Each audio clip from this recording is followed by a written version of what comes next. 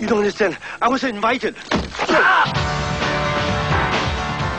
In a Jackie Chan action sequence, every move is carefully choreographed to work for the camera. The guy tried to go, there's a table. Yeah.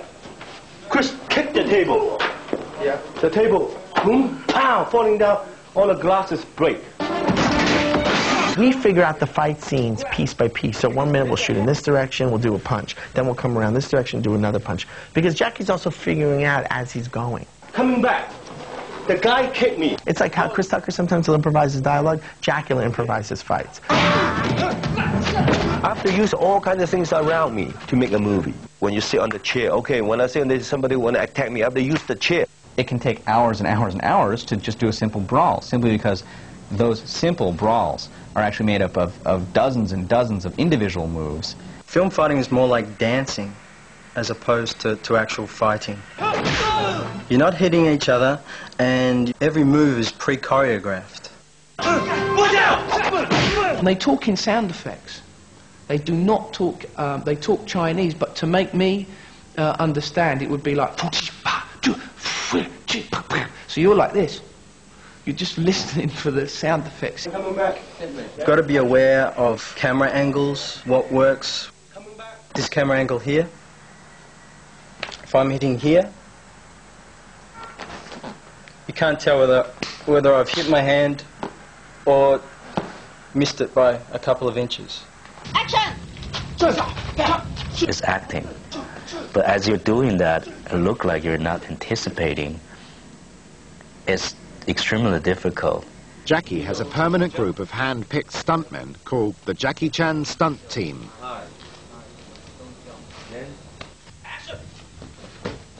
He keeps a really tight group of people together, and he treats them like a family. And that's what it is Teng Za Ban literally means the Jackie Chan family group. He loves his boys, you know. In Hong Kong, you cannot buy insurance. He tells you, anything happens to you, that's Jackie Chan who will take care of you.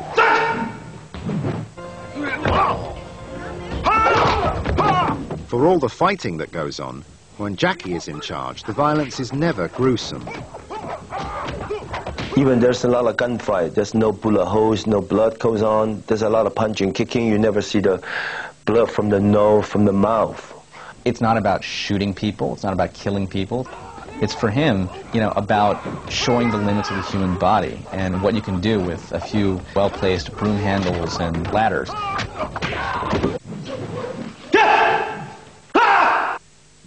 As we have seen, Jackie Chan's unique star predecessor was the very serious Bruce Lee. As a young stuntman, Jackie had appeared in Lee's most famous films. He was in Enter the Dragon, as a matter of fact, very famous moment where Bruce Lee breaks one of the guy's necks in the underground sequence. That's Jackie. When Bruce Lee died suddenly in 1973, the Hong Kong movie industry was devastated.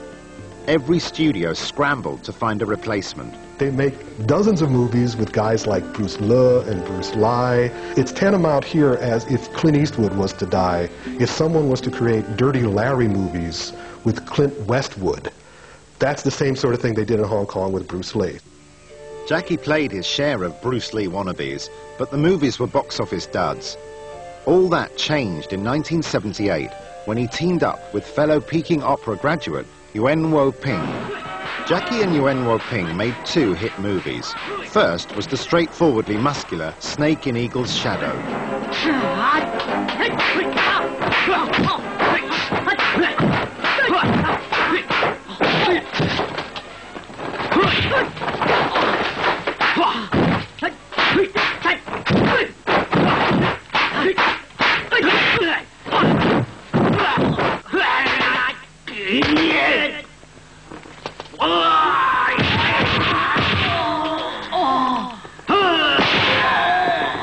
Both were martial artists to start with.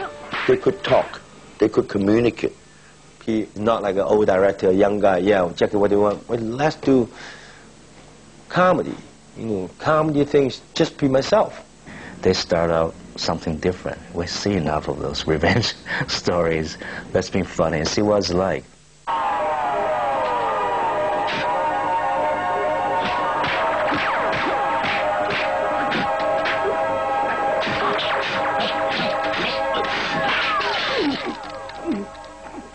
Snake and Eagle's Shadow was Jackie's first hit, but was dwarfed by the box office sensation that came next, Drunken Master.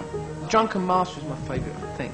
And it always has been, and I mean, you can watch it again and again. It's just so masterful, you know, it's just perfection, it's perfection.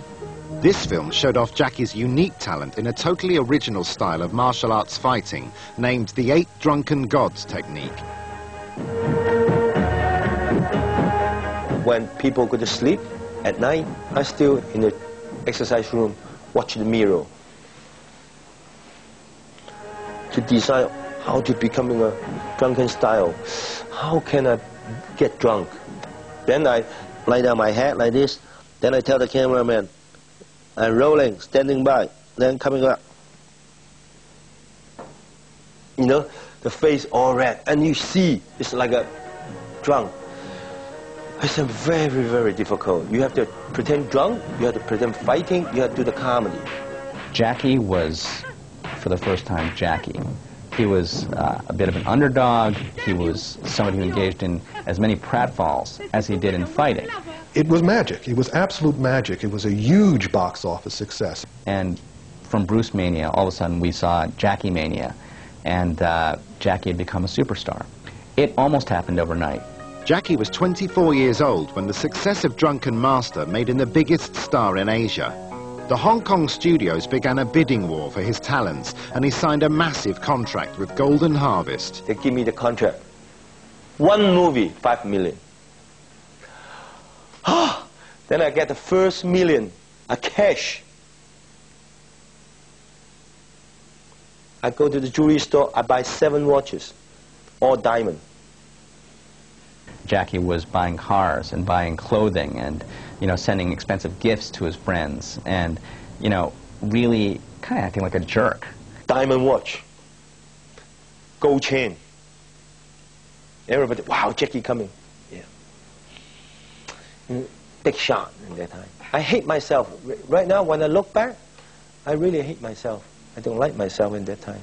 On top of his huge salary, Golden Harvest granted Jackie directorial control of his own films. From the very beginning, Golden Harvest gave him the freedom to do what he wanted. So he took it. 9 months to make 1 movie. 5 days, 1 shot. 3-minute scene takes a month.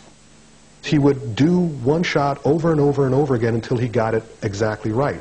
In the Guinness Book of World Records, he has the record for most takes in a single film. And that was in a movie called Dragonlord. And I think that was something like 2,900 takes. In 1980, Golden Harvest decided to send Jackie to America. Accustomed to star treatment in Asia, Jackie found Hollywood a humbling experience.